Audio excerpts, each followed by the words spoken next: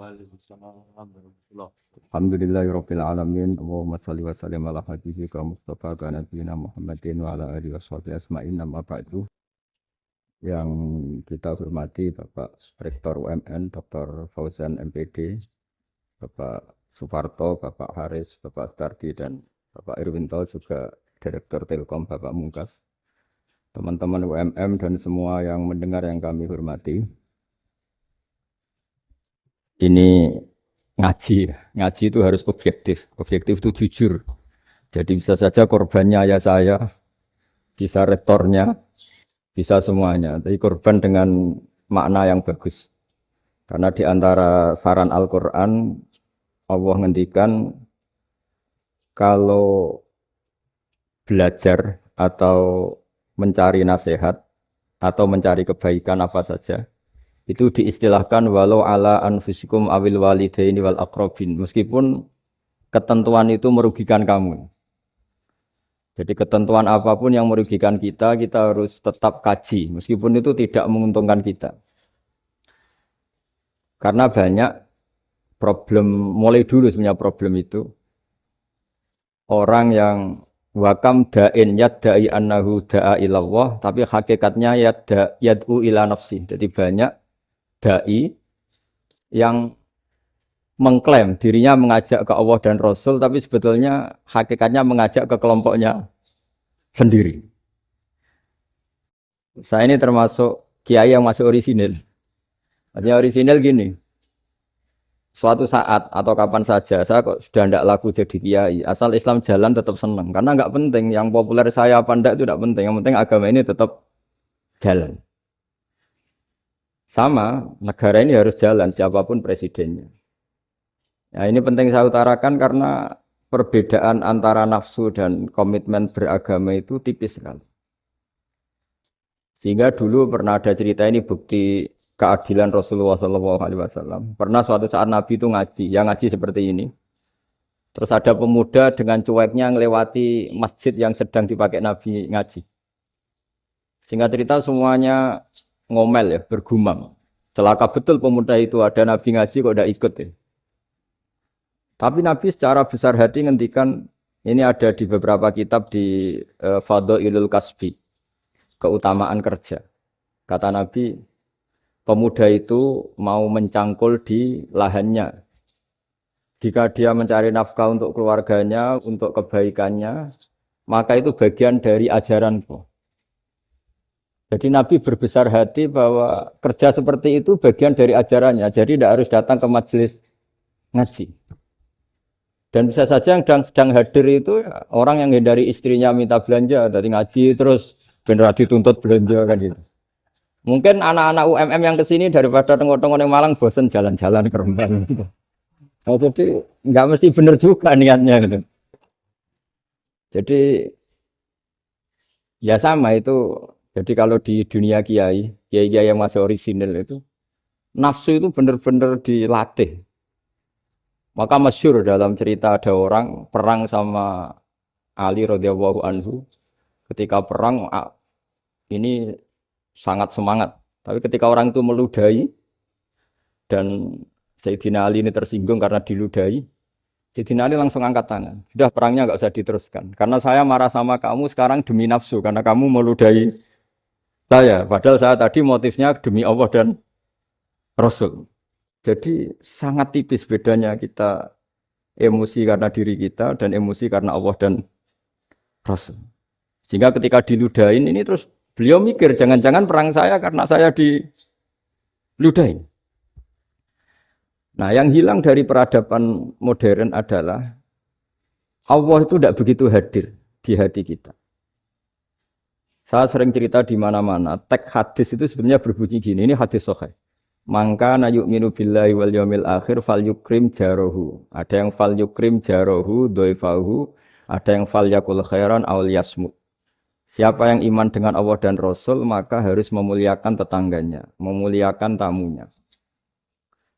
Dulu itu ada seorang ulama dipanggil anak muda, dibully terus sekarang. Wahai kiai, datang ke rumah saya. Datang kiai itu. Setelah sampai ke rumah orang itu, silakan kiai kembali ke rumahnya. Saya tidak butuh kiai. Kiai itu dengan riang kembali. Setelah di rumah dipanggil lagi. Pak Yai, silakan datang ke rumah saya. Datang lagi. Ya senyum-senyum kiainya santai.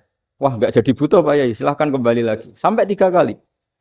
Oh itu kalau rektor digitukan marah itu. Dosen marah. Kiainya santai. Santai, senyum-senyum, rileks. Ketika ditanya, kenapa Pak Yai tidak tersinggung? Jawabannya unik. Anak muda, saya ini senang sekali nuruti perintah Allah, disuruh menghormati tetangga. Sehingga ketika Anda manggil, ya saya datang. Ketika Anda nyuruh pulang, ya saya pulang. Saya senang sekali nyenangkan tonggo. Dan itu perintah Allah, jadi tidak ada hubungannya dengan kamu. Wah, pemudanya nangis minta dimaafin. Kalau kita kan enggak, kita ini dosen, kiai, mungkin kita doktor, mungkin kita profesor. Tapi kita ini sering didikte oleh orang bodoh. Kalau orang bodoh itu jengkel, lo kita ya jengkel. Lo kamu jengkel, dijengkelkan orang bodoh itu namanya terdikte. Itu bodoh apa pinter? Oh itu tidak pinter sama sekali. Kalau betul-betul kamu pinter, hanya bisa didikte oleh Allah Subhanahu wa Ta'ala. Jadi antara hukum Allah apa? Wa ahsin man asa'a ilaika. Berbuatlah baik sama orang yang berbuat buruk sama Anda. Itu dikteannya Allah. Kalau dikteannya orang-orang bodoh, kayak dimangkel, ben mangkel. Terus kamu mangkel. Itu bodoh apa pinter? Nah, problem kita kekinian adalah wong pinter, wong bodoh. Itu bodoh-bodoh bisa didikte oleh sekelilingnya. Terus karuan wataknya perempuan seperti itu, wataknya anak-anak seperti itu. Kita didikte.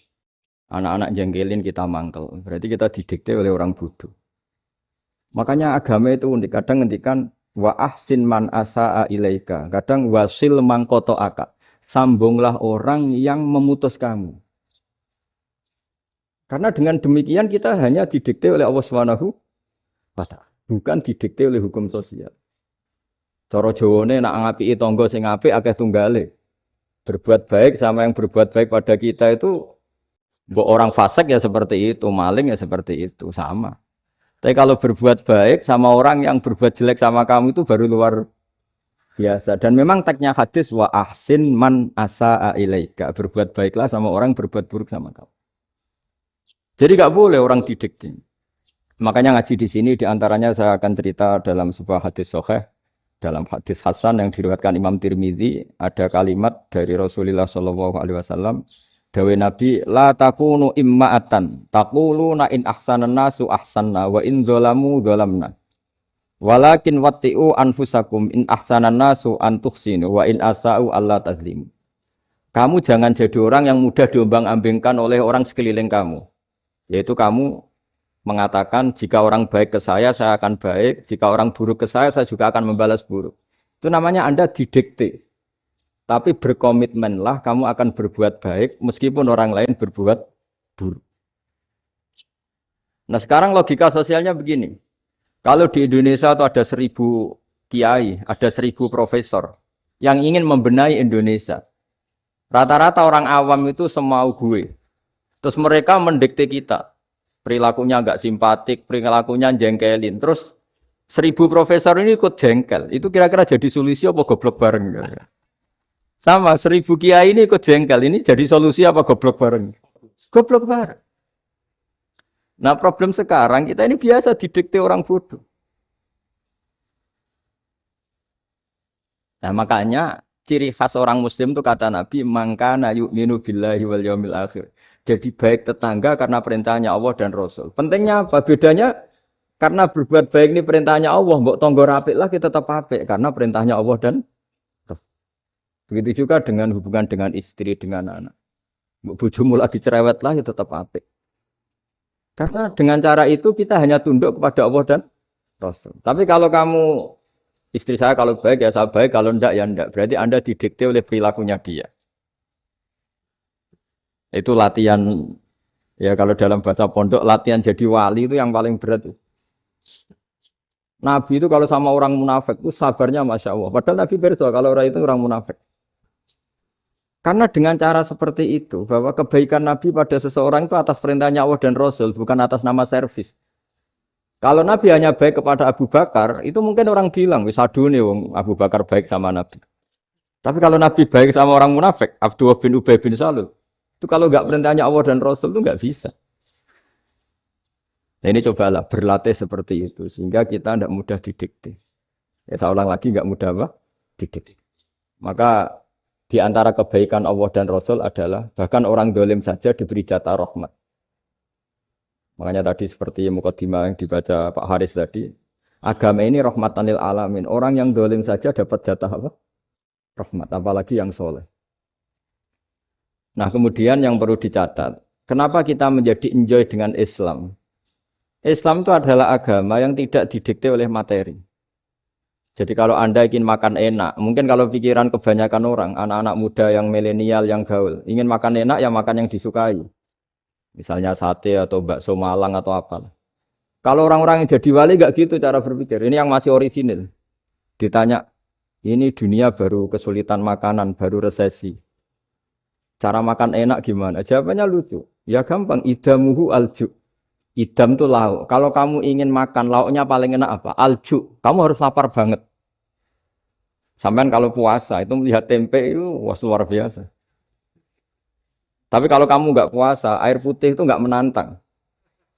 Tapi kalau puasa, tempe air putih itu menarik dan Anda tetap lahap.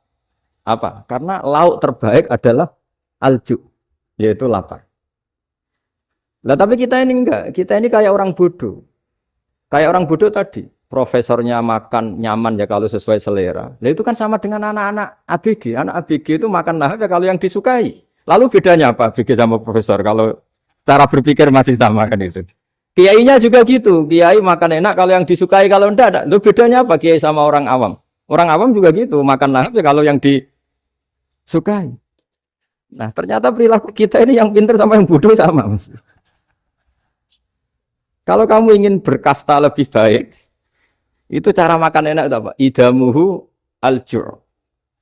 Lauk terbaik adalah karena kita sangat lapar. Makanya masyhur dalam cerita-cerita tarikh sirah nabawiyah. Nabi diberi hadiah, beberapa hadiah. Di antaranya ada yang diterima, ada yang enggak. Termasuk yang dikembalikan itu dokter. Ada seorang raja memberi hadiah Nabi dokter Tobit. Itu sama Nabi dikembalikan. Karena dokter ini sudah lama kumpul Nabi itu nggak pernah sakit.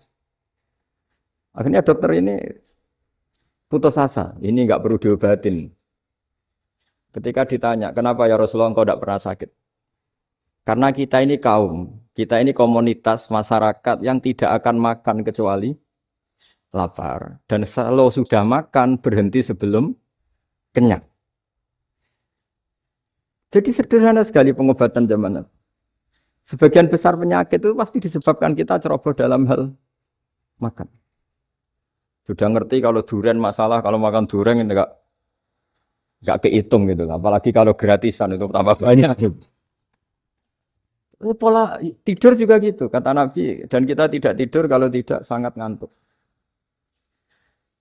Nah, itu namanya orang-orang soleh yang sudah ada didikte materi. Kalau yang didikte materi kan bisa tidur nyenyak kalau kasurnya enak, AC gini-gini.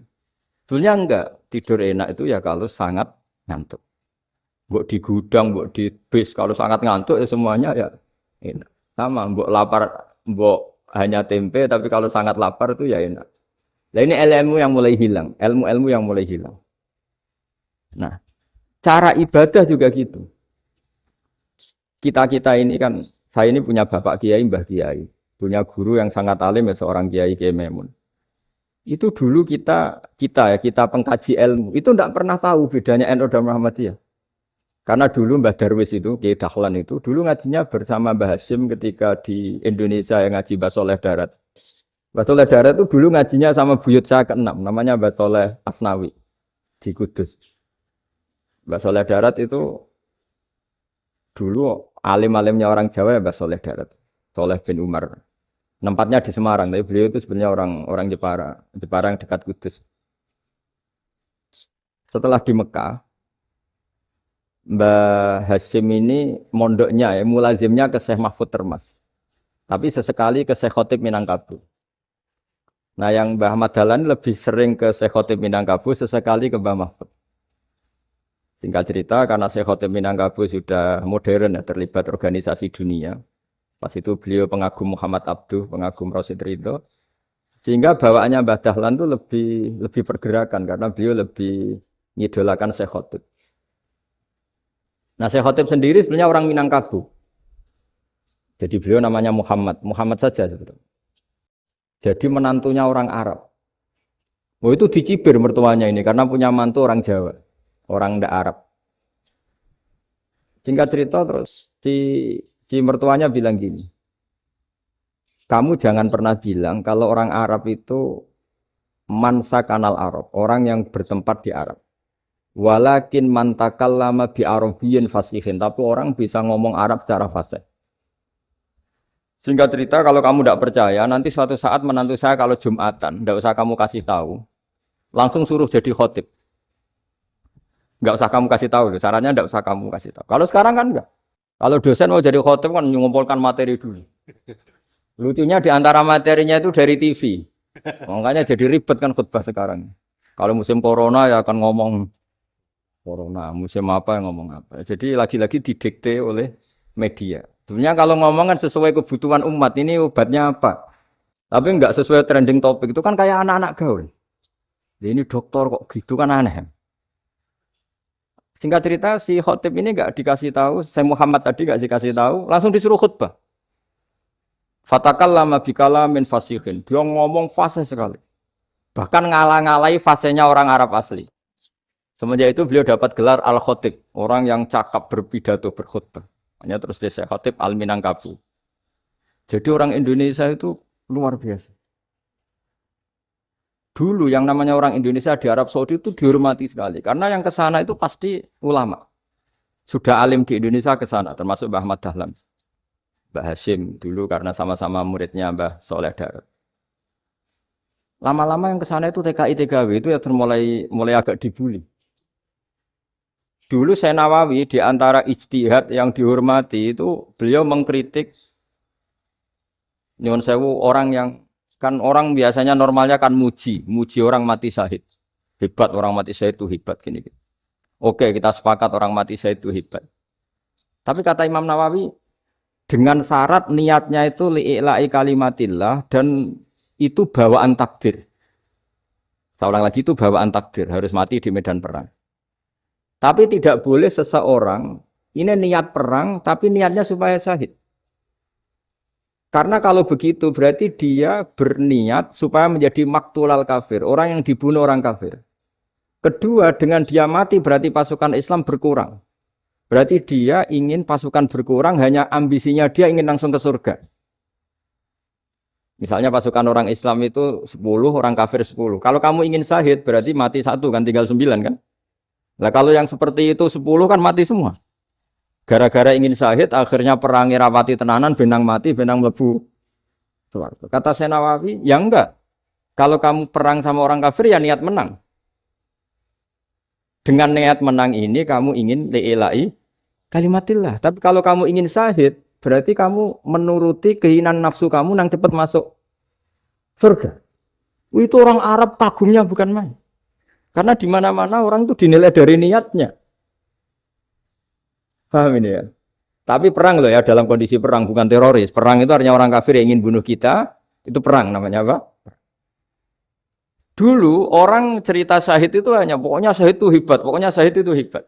Syahid di medan perang itu hebat, pokoknya syahid di medan perang hebat. Tapi ketika Syekh Nawawi memberi penjelasan ilmiah, jika kamu perang ingin cepat mati, ingin cepat syahid, artinya ini untuk pemenuhan diri kamu, karena kamu bayangkan langsung masuk surga. Kamu lupa bahwa dengan kamu dibunuh, kekuatan Islam berkurang. Akhirnya beliau memberi penjelasan. Syahid itu bagus, itu sebagai takdir. Hanya takdir itu kita perang yang ingin menang, tapi takdirnya mati. Jangan dibalik. Oleh perang rapati tenanan, benang mati, namun lebu. Itu yang pertama, termasuk ulama yang pertama memberi penjelasan itu Syekh Nawawi. Akhirnya melahirkan kekaguman yang luar biasa dengan tafsir Munirnya. Terus beliau itu orang yang rileks kalau menjelaskan ilmu. Ini ya juga guru-gurunya Mbah Hashim, Mbah Guru sama Mbah Hashim, sama Mbah Ahmad Dahlan Syekh Nawawi. Jadi dulu yang alim di Arab itu ada Syekh Nawawi, ada Syekh Khotib Minangkabau, ada Syekh Bakir Jogja, ada Syekh Mahfud Termas. Itu Orang Indonesia banyak sekali yang alim. Bahkan di antaranya yang dikagumi Al-Azhar itu juga orang Indonesia, nama Syekh Abdul Manan, itu mbahnya Syekh Mahfud termasuk. Itu pertama ada duta besar Indonesia di Mesir, itu termasuk barokahnya Mbak Abdul Manan tadi, itu juga orang Indonesia. Jadi pemahaman ulama Indonesia itu khas. Termasuk ketika memaknai apa? Syahid. Ketika memaknai apa? Syahid. Itu unik. Ketika Senawawi diuji dulu itu yang namanya ulama diuji dulu oleh 100 ulama. Jadi dulu ya ada kompetisi. Imam Bukhari diakui jadi ahli hadis itu diuji oleh mi'atu muhaddisin, 100 orang ahli hadis. Sanad dibolak-balik, matanya dibolak-balik, tapi beliau tetap bisa mengembalikan proporsi sanad itu. Senawawi pernah diuji gini. Ayul afdol al ulama awe salatin. Keren mana ulama sama raja atau sama orang-orang kaya, sama penguasa? Ya keren ulama. Dibully sama orang. Tapi setahu saya banyak ulama yang antri di rumahnya raja. Tapi saya tidak tahu melihat raja antri di rumahnya ulama. Ya kan kebanyakan kan mungkin ustadz atau kiai yang antri ngajukan proposal kan. Kan enggak. Nah, kalau raja kan enggak pati itu. Malah enggak usah antri. Kiainya sudah nyambut sebelum datang. Jawabannya lucu Senawawi itu. Dan yang tanya itu langsung diam. Ya karena ulama itu tahu fungsinya uang, sehingga cara nyari sampai seperti itu. Sementara raja-raja itu tidak tahu fungsinya ilmu, makanya tidak pernah sowan ulama. Sehingga, jadi ya dianggap enteng saja. Ulama kan tahu fungsinya uang, tahu untuk pondok, tahu masjid. Sementara raja tidak tahu fungsinya ilmu. Jadi itu khas Jawa ya. Khas Jawa, khas Indonesia. Apa-apa yang menurut orang banyak dengan tanda kutip itu buruk atau baik, itu orang Jawa menafsirkan tuh gampang saja. Sehingga semenjak itu Jawa itu dipandang betul. Saya punya kitab namanya Qadhayal Haji wal Umrah. Itu terbitan Hayatul Ulya Arab Saudi, milik Wahabi. Itu diantara fatwa yang dipakai untuk solusi muskilatul haji, problem-problem haji kekinian. Itu fatwanya syekh-syekh yang dari Indonesia. Termasuk Syekh Khotib Minangkabau, Syekh Nawawi Banten, Syekh Bakir Nur Jogja. Misalnya begini, dalam fatwa-fatwa yang menyulitkan kita ya, sampai sekarang jadi perdebatan. Ketika sofa dan marwah itu dengan batas tertentu, saya ulang lagi dengan batas tertentu. Mau tidak mau atas nama kebutuhan, itu kan butuh perluasan. Karena kalau naik turun itu mudah disepakati ulama. Jadi misalnya gini ya, saya punya tanah seluas ini. Pasti orang akan mengatakan sampai bawah ya tanah saya, sampai atas tanah saya. Itu mujma' alaih, disepakati. Sehingga Nabi ngendikan al-Ka'bah min tuhumil ardi ilas sama Ka'batun. Ka'bah sampai ujung bumi, sampai ke aras semuanya Ka'bah. Sehingga tidak ada perdebatan ulama ketika Masjid Haram di tingkat, kemudian yang di atas sholat. Tetap dia menghadap Ka'bah. Tidak harus diluk melihat di bawah, enggak. Karena Ka'bah sampai langit. Sama, tanah Anda kamu tingkat sampai 10, enggak ada tetangga protes. Karena bawah sampai atas tanah Anda. Tapi kalau diperluas, tanah Anda kamu luaskan setengah meter saja atau 3 cm saja, iso geger mbek tonggo. Karena di mana-mana batas itu ya tadi. Kalau atas bawah miliknya, kalau samping enggak. Pertanyaannya, perluasan Mina itu ke samping. Perluasannya Matof yang Mas'ah itu juga ke samping. Geger kan ulama dunia. Bagaimana hukumnya Mina Jadid? Mina yang diperbarui atau Mina yang diperluas. Itu diantara rujukan baik yang membolehkan maupun yang menentang. Itu ya syekh-syekh Indonesia. Itu orisinal tuh. Saya punya kitab orisinal terbitan Hayatul Ulya. Kira-kira ya kemenaknya Arab Saudi kalau di Indonesia itu. Itu yang dirujuk Dawei Syekh Nawawi, Dawei Syekh Khotib Minangkabau. Karena apa? Ada logika khas Jawa. Misalnya begini. Meskipun saya tidak perlu fatwa Mina Jadid sah apa enggak, memang jadi perkhilafan ulama. Misalnya kampung ini dinamai Mina. Pertanyaannya gini, tanah yang di samping ini bisa milik Anda apa enggak? Ya bisa Gus kalau dibeli atau dihibahkan.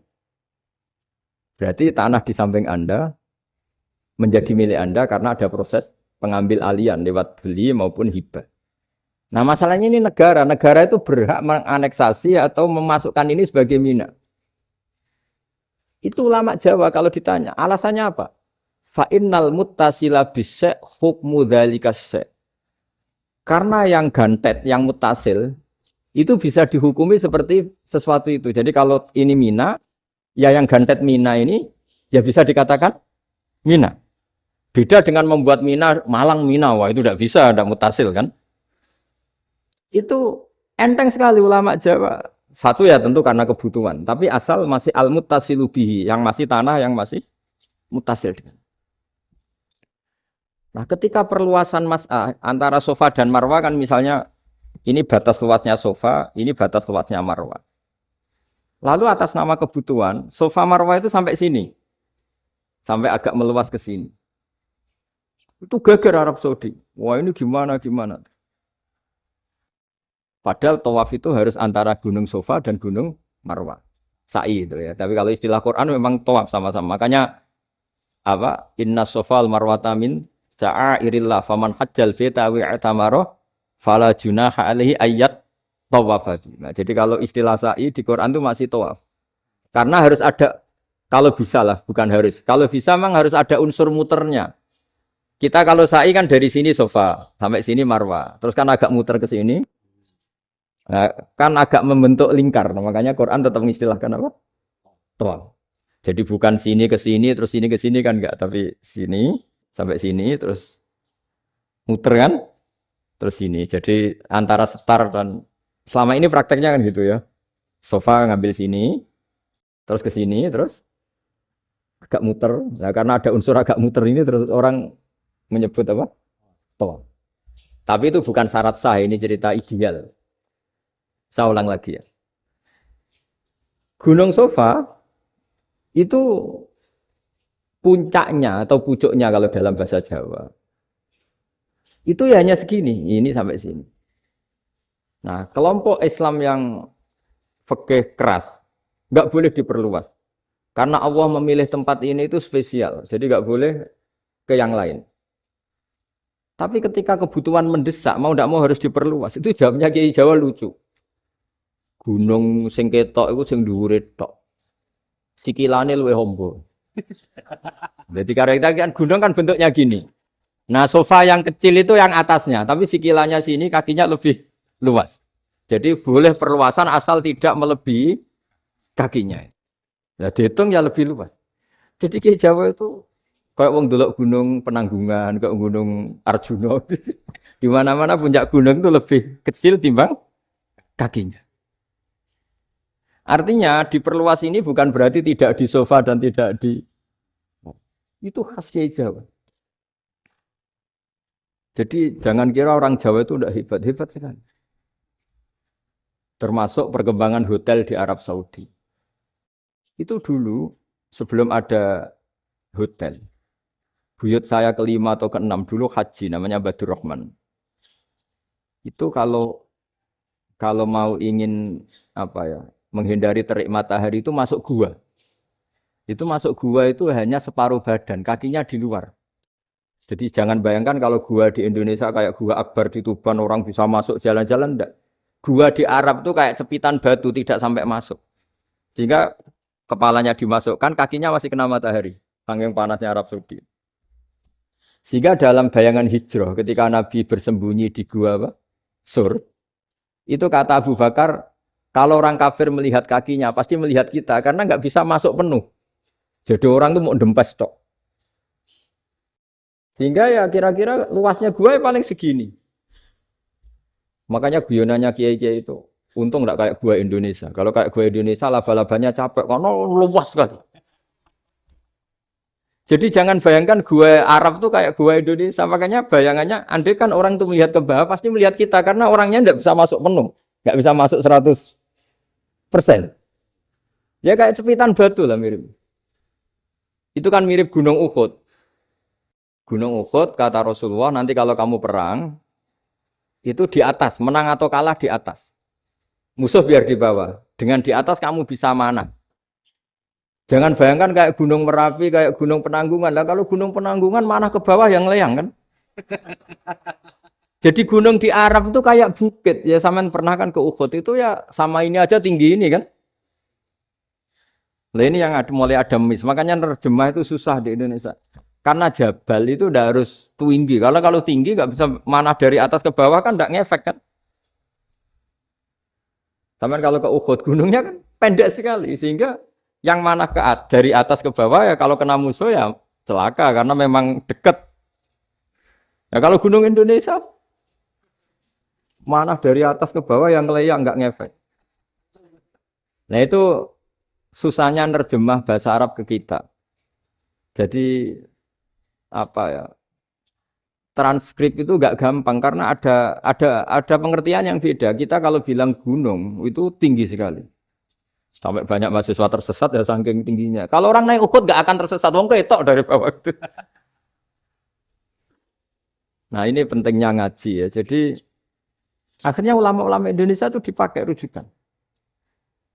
Jadi mulai Mbah Hasyim, Mbah Ahmad Dahlan sampai era buyut-buyut itu masih orang alim. Lama-lama yang di Indonesia ini orang-orang yang bodoh. Sehingga orang Jawa kalau ke sana dibully, ya Jawa tak kulul khaya. Orang Jawa itu penggaweannya itu mangan ulo, makan ular. Karena belut itu kalau di kamus itu persis ular. Dulu itu kan kamus tidak full color. Gara-gara gak full color, gambar belut sama ular itu sama. Belut itu belut sama ular kalau nggak full color gambarnya sama apa enggak? Sama. Terus orang Jawa itu kan masih banyak yang makan bajing itu apa? Ketupai. Bajing kalau digambar tidak full color sama dengan tikus. Gambar yang tidak warna. Hitam putih. Sehingga kita ini dibully pemakan tikus dan pemakan ular. Karena belut itu persis ular kalau digambar yang tidak full color. Sampai datang Syekhona Khalil, datang ulama. Ngarang kitab ya judulnya Al-Belut. Karena enggak terima bangsanya dinyak makan apa? Ular. Terus dikarang. Wal belut hayawanun, bakhriyun, terus ya isu fi kadza wa kadza. Itu beda dengan al-hayyah. Itu diterangkan.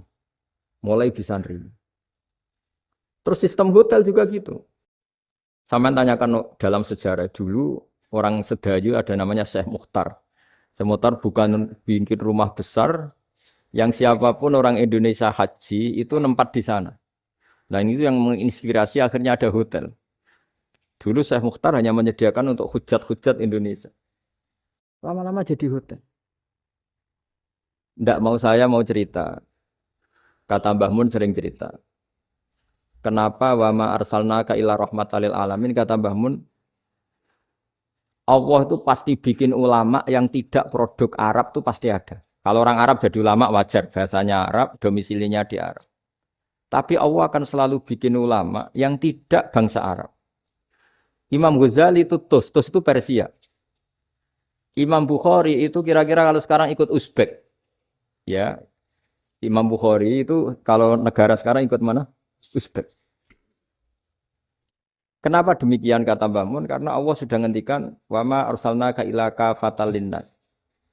Manusia semua ini kena khitabnya Islam.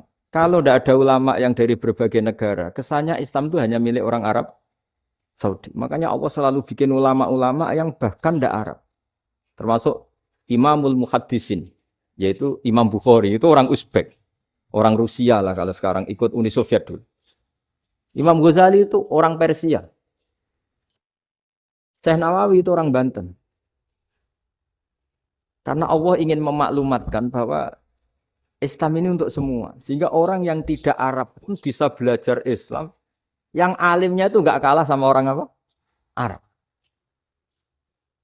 Makanya ini PR ya. Kalau Gus Dah Ploso nanti ngendikan suatu saat orang belajar Islam itu bahkan orang Arab pun bisa belajar ke Indonesia. Kalau orang Indonesia bisa alim betul kayak dulu. Sekarang banyak liga antar ulama. Itu orang Indonesia pasti masuk. Ulama-ulama top dunia. Itu pasti orang Indonesia banyak yang masuk. Karena tadi, ketika orang Indonesia baca kitab, itu orang Arab itu kagum. Kok bisa tidak bahasanya baca secara benar? Bukan sekadar bisa baca secara benar. Karena memang dilatih sedemikian rupa di pondok-pondok. Makanya kita semua lah, yang alim di Indonesia itu kemana-mana ya pasti alim. Dulu putra Mbah Mun namanya Gus Zofur itu tahun pertama ya sudah the best di tahun pertama. Kalau tahun pertama the best-nya ilmunya bawaan dari sarang, dari keluarganya. Gus Najim mondok di Said Muhammad tahun pertama sudah dipuji sebagai yang teralim karena ya sanggup. Kalau dipujinya tahun ketiga, tahun keempat kan mungkin dapat dari sana. Ini tahun pertama. Saya ulang lagi tahun. Karena pengajaran di Indonesia itu luar biasa di pondok-pondok. Makanya kalau dalam anekdot pondok itu cerita-cerita lucu itu. Ada orang Jakarta ngaji. Setelah di kelas itu pelengahan terus. Melihat jendela, lihat pintu terus. Lama-lama gurunya marah. Kamu diajarin kok enggak punya sopan. Melihat pintu terus enggak memperhatikan guru. Anak Betawinya jamnya lucu. Habis Pak Guru bohong. Kenapa ya? Kamu Pak Guru bilang Ja'a Zaidun, Zaid datang. Tak lihat enggak ada yang datang. Setelah itu contoh nasab kan ro'a itu Zaidan. Saya melihat Zaid. Saya enggak melihat Zaid. Contoh ketiga yang jer kan maror tu Zaidin. Saya berjalan ketemu Zaid. Pak Guru diam di situ enggak jalan-jalan. Jadi saking detailnya Indonesia dia cari. Kalau rofa Ja'a Zaidun. Kalau nasab ro'a itu Zaidan. Kalau jar maror tu Zaidin. Nah si murid Betawi ini karena pertama sekolah, ngiranya gurunya itu cerita, Zaid datang. Makanya dia ngelihat pintu terus, mana katanya datang kok enggak datang-datang. Nah dengan latihan seperti itu, kemungkinan orang Indonesia salah itu kecil karena memang dilatih betul. Saya ulang lagi karena memang dilatih betul. Sehingga ketika orang Indonesia ini yang cerita seorang wartawan. Ini kisah nyata. Kalau ini tidak anekdot, kisah nyata. Ada wartawan internasional ngeliput Ramlah. Ramlah itu di Gaza, di Palestina. Wartawan Indonesia ini hanya bisa bahasa Inggris. Dijak ngomong bahasa Arab. Terus dia bilang saya tidak bisa. Saya tidak bisa. Saya bisanya ngomong Inggris. Tapi apa yang terjadi setelah sholat? Si Indonesia ini jadi imam pakai sholat jariah lagi. Baca bismillah benar, bismillahi jar karena mudhof ilaih. Terus ketika iktidal ya benar, Rabbana lakal hamdu mil'us samawati wa mil ardi benar. Ketika tahiyat ya benar, at-tahiyatul mubarakatuh sholawat. Sama orang Arab ini diambungi. Orang Arab kalau senang orang itu dicium. Kamu tawaduk, sebenarnya kamu itu ahli bahasa Arab. Karena orang Indonesia sekali sholat itu nggak ada yang salah. Meskipun benarnya karena hafalan, tapi bagi yang ahli nahwu itu hebat. Misalnya kita kalau ngapalkan kan bismillahi, bismi jar karena ba, Allahi jar karena mudhof ilaih, ar-rahmani jar karena sifat, ar-rahimi karena sifat. Alhamdu rofa karena mubtada, lillahi jar karena ada huruf jarli, Rabbi jar karena sifat. Sebetulnya tidak karena pinter, tapi karena hafalan. Tapi orang Indonesia hebatnya itu benar terus. Rabbana lakal hamdu. Ya kan, alhamdu rofa, terus mil'us samawati ya rofa karena sifat. Sehingga terus orang Indonesia kalau sholat di Timur Tengah itu dipuji. Karena makhrajnya ya benar, rofa nasabnya juga benar. Nah itu di negara lain tidak ada enggak Indonesia. Orang Cina itu sering bikin marah orang-orang Arab. Karena kalau dongo itu enggak fasih kayak orang Indonesia. Orang Indonesia kalau dongo ya Allahumma tohir qalbi. Orang Cina ini yang jadi guyon di Arab. Allahumma tahir kalbi gitu. Itu kan bedanya aja. Itu orang Arab pertama membiarin. Lama-lama kalbun entak gitu. Maksudnya asu-asumu gitu. Karena dia bilangnya qaf itu kaf. Jadi kalau Allahumma ada Allah tohir, kalau aturi nyucekno panjenengan kalbi ing asu ingsun kan. Tapi kalau qalbi itu ati ingsun, tapi kalau kalbi anjing ingsun. Bedanya qaf sama kaf. Ada orang-orang kalbun entak, asu-asumu, maksudnya kan. Tapi padahal orang Cina itu bareng dilihat tagnya, ya pakai qaf. Orang Indonesia enggak, mulai kecil dilatih, sak fase-fase. Sampai yo sulit betul latihan Fatihah itu. Kalau di Kudus malah sampai 3 bulan Fatihah. Sampai at-tahiyyatu, kurang lagi, kurang bersih. At-tahiyyat sampai gitu. Sampai ada cerita itu orang dipanggil maftuhin itu enggak melengak, harus maftuhin. Baru melengak. Tapi barokahnya itu orang Indonesia kalau dongo memang benar-benar Allahumma tahhir qalbi. Ya Allah sucikan hati kami, bukan tahhir kalbi. Karena sekali jadi kaf itu maknanya anjing saya. Ya Allah sucikan anjing. Jadi ini orang Indonesia. Jadi kata Mbah Mun, dawe Mbah Mun, illaka fatal linnas, bahwa agama ini milik semuanya. Itu diantara bukti Allah menghendaki atau mendesain Islam seperti ini, orang yang belajar di Indonesia. Itu pengetahuannya Islam, pengetahuannya tentang Islam itu tidak kalah sama yang belajar di Al-Azhar, sama yang belajar di Arab Saudi. Makanya ini PR-nya UMM, PR-nya IAIN, PR-nya UIN.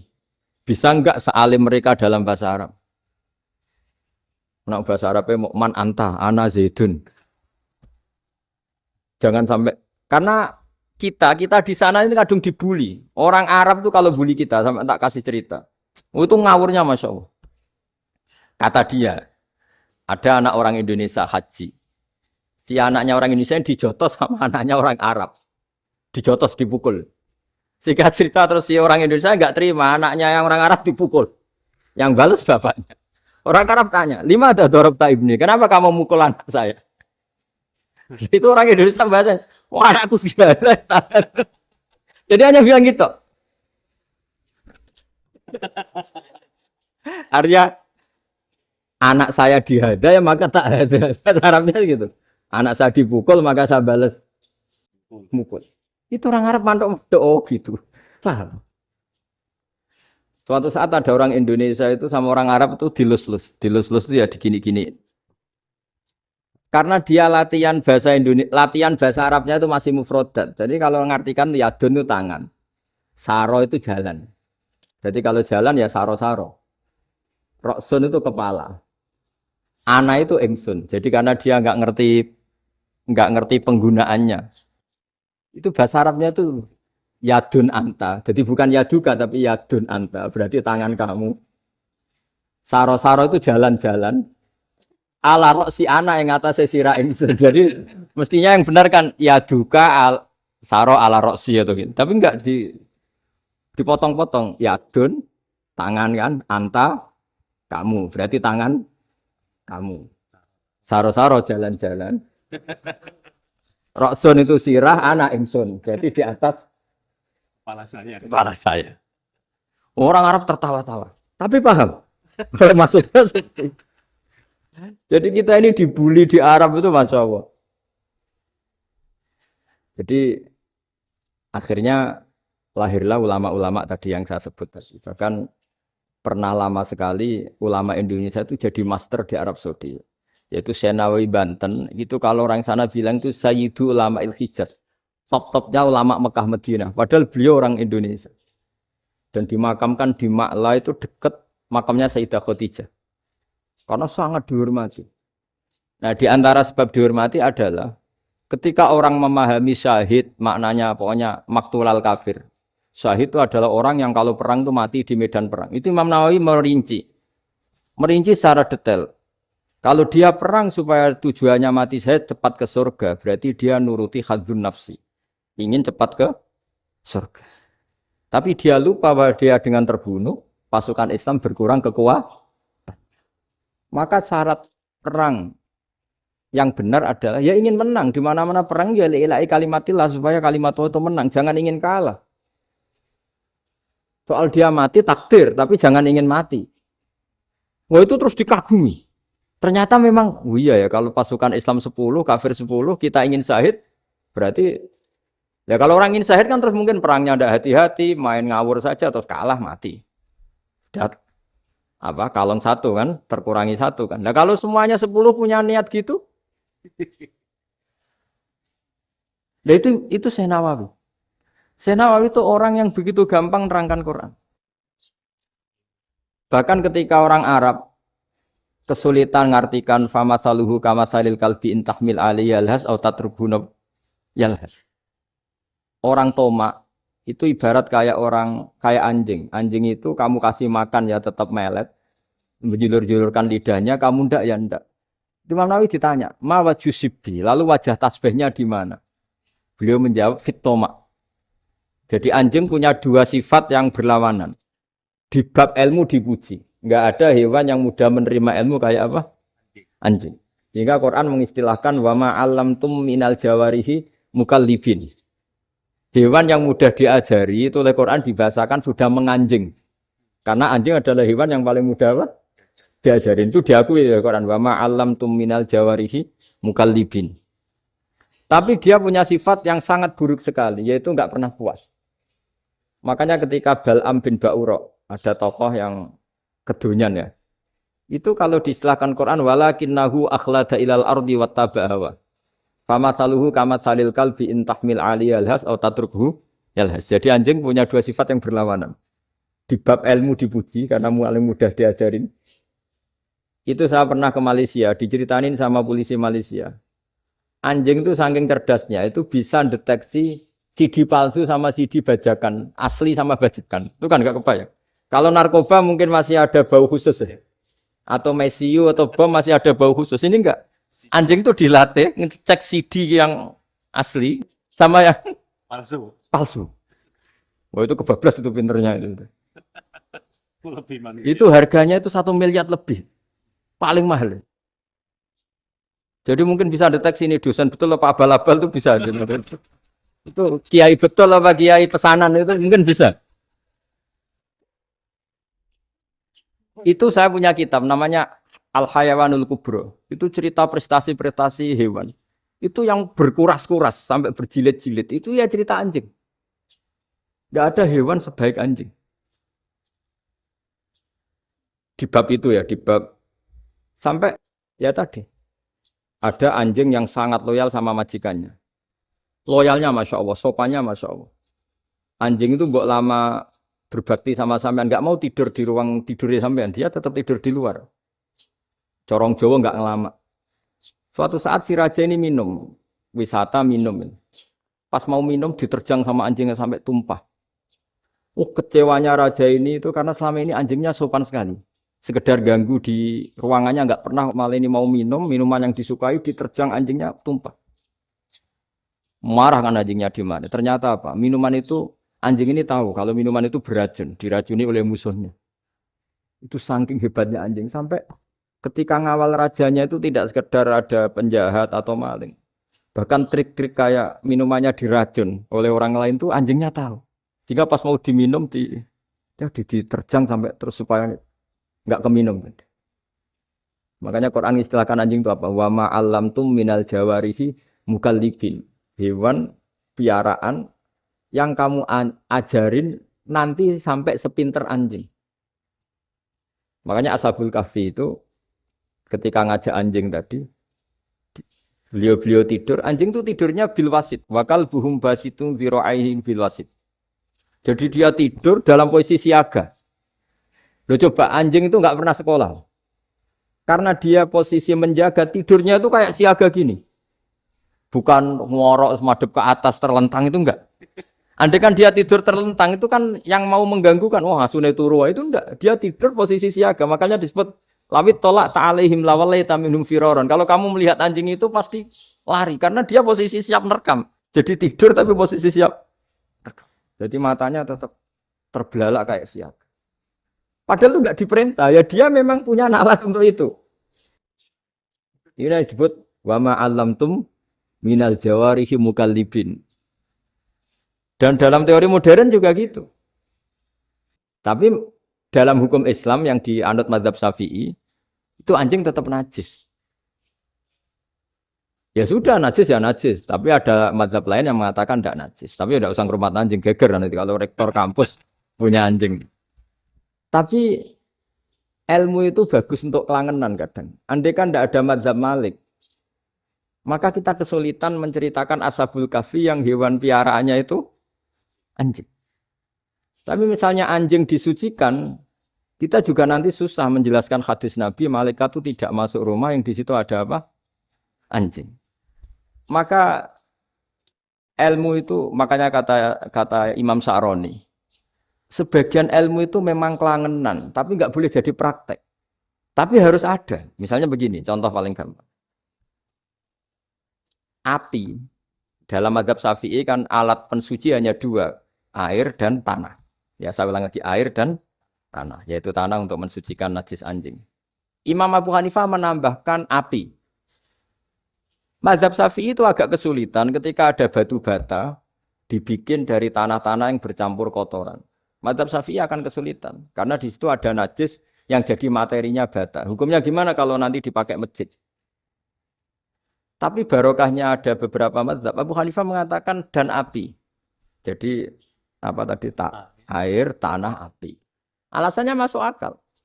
Ketika usatul mukminin, orang-orang mukmin yang ahli maksiat itu sebelum masuk surga, kalau dia dosanya banyak itu dibakar dulu supaya suci.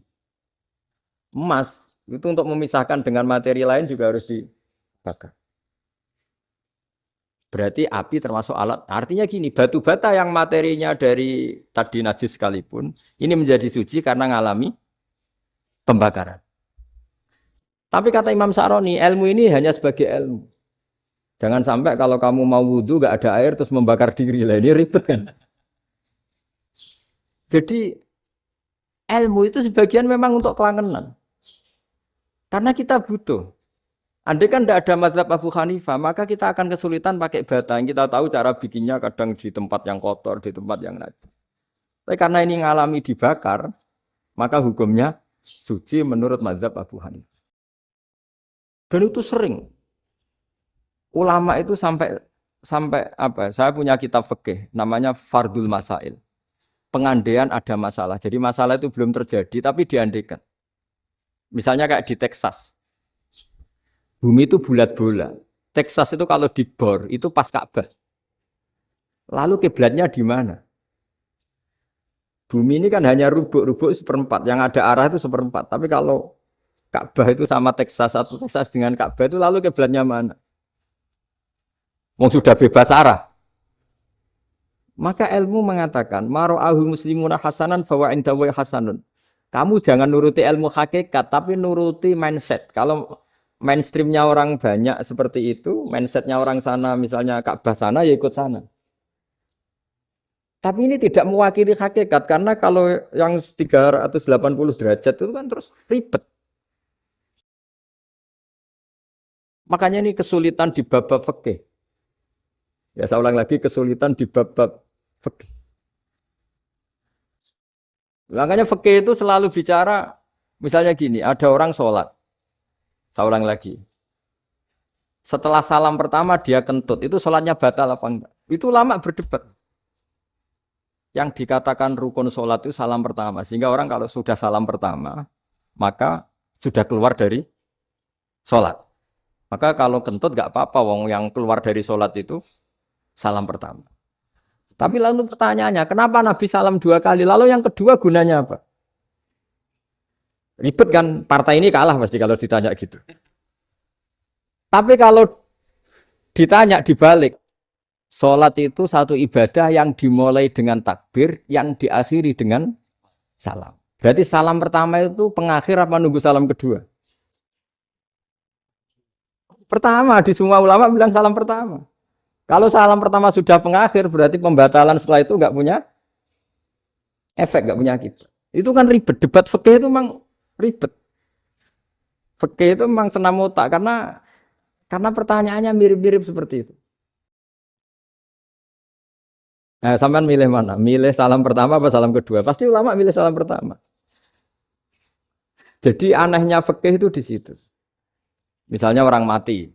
Takbir itu berapa kali? 4 kali. Andai kan takbir 5 kali itu batal apa enggak? Satu ulama mengatakan 5 kali itu batal. Karena rukunnya sholat jenazah itu takbir 4 kali. Berhubung ini rukun, kalau nambahi ke-5, berarti menambahkan rukun. Kayak kamu sholat, rukuk 2 kali kan batal. Sujud 3 kali, batal. Karena menambahkan apa? Rukun.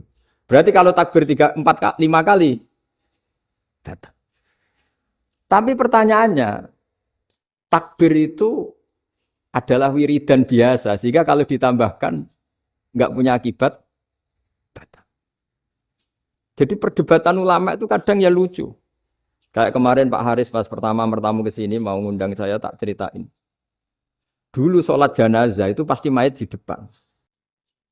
Karena lazimnya sholat jenazah itu mayat di depan. Tapi mulai dulu lama sudah berpendapat.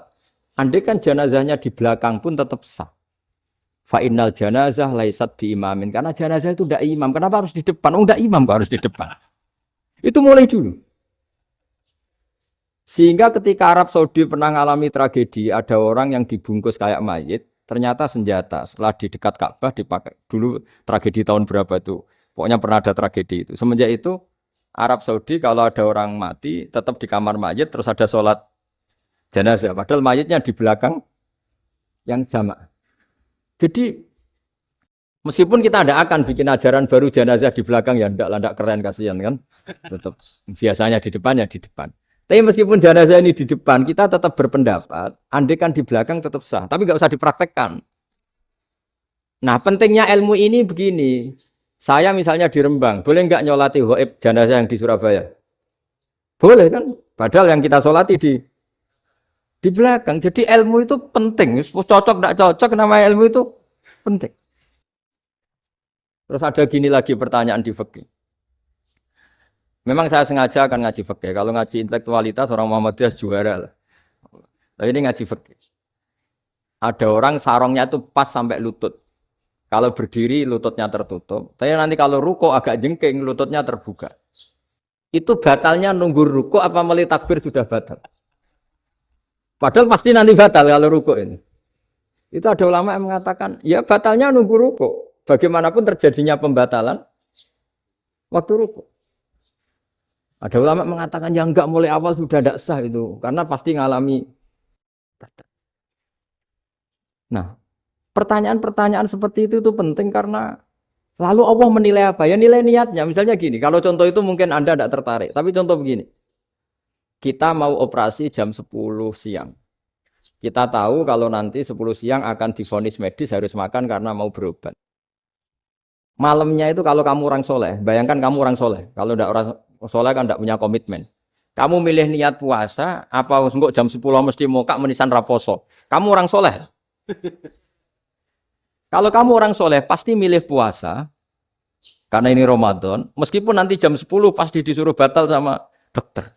Setidaknya kita berpikir gini, nak mati jam itu paling enggak ditulis saya sebagai orang yang puas. Jadi perasaannya orang soleh itu beda. Kalau orang kok sampean barang menisan raposo kok ya mesti. Sampai tidak pernah berpikir bahwa puasa mulai fajar sampai jam 10 itu luar biasa. Bisa saja kita mati jam 7, bisa saja mati jam 6. Kan ditulis Allah sebagai orang yang berkomitmen terhadap puasa. Terus ada kemungkinan kecil. Udahlah jam 10 itu dokternya sakit atau enggak jadi ke sana. Berarti kamu kan enggak jadi buka. Kan ya mungkin juga. Sama yang tadi. Delalah sebelum ruko ana wong sing nyarongi sampean. Sehingga sholatnya normal. Kamu tidak menemukan pakaian yang pas, jebule pas setelah ruko, mau ruko, ana wong wah, sholatnya kira bener disarong. Itu agama. Jadi agama itu dimulai dari mana coba? Dimulai dari niat, dari komitmen. Nah, sekarang kelirunya kenapa ada garis keras? Agama itu dimulai dari keinginan ideal. Itu yang mulai itu ada orang-orang garis keras. Agama ini enggak, agama ini dimulai dari niat. Sampai ada kaidah agama la yudroku kullu la yudroku kullu. Kalau tidak bisa ideal jangan ditinggalkan sama sekali. Tapi orang enggak, sekarang bayangkan Islam itu ideal. Pemimpinnya ya soleh, masyarakatnya soleh, enggak ada maksiat, enggak ada apa. Nan apa ilmu? Kalau secara ilmu mulai dulu ya ada orang dolim, ada orang soleh. Nabi kurang baiknya.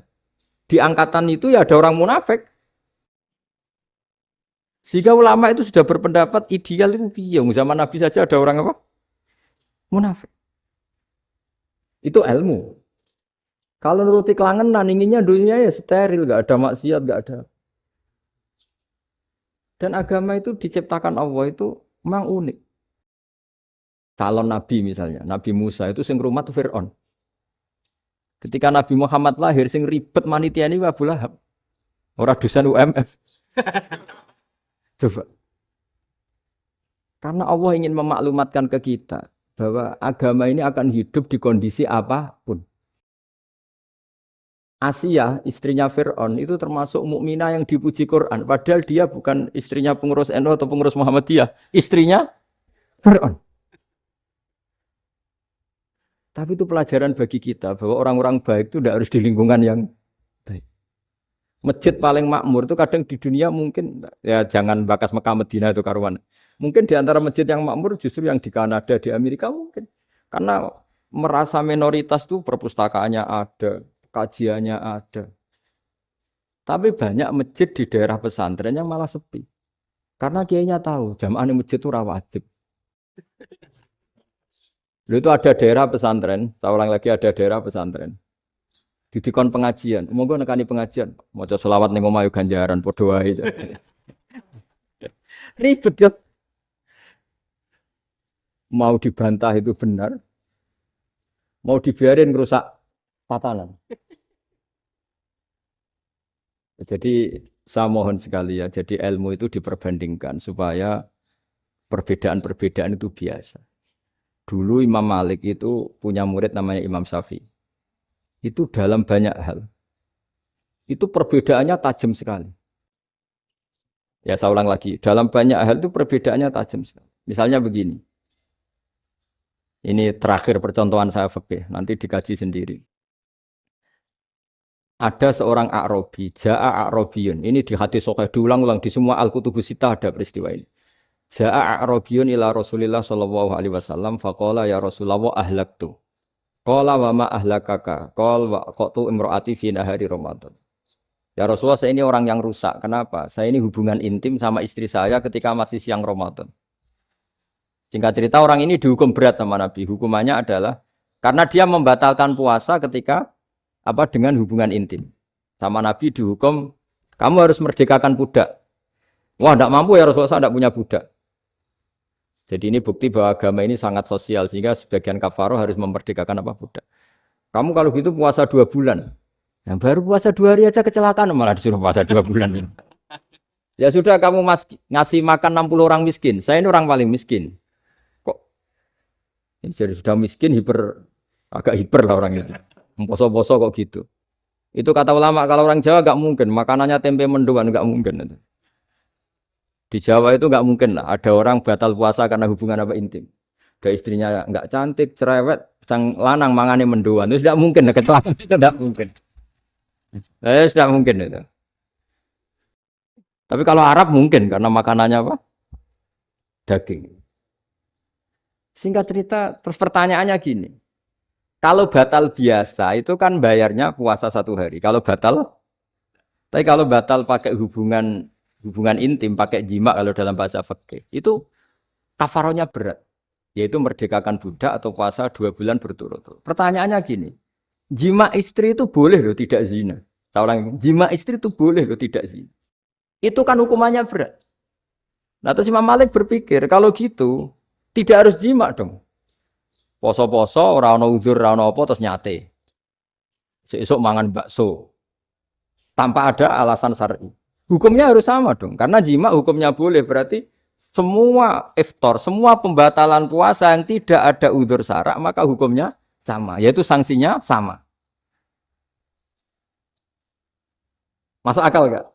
Masuk akal dalam mazhab Imam Malik. Dalam mazhab Syafi'i enggak. Mulai dulu jima itu beda.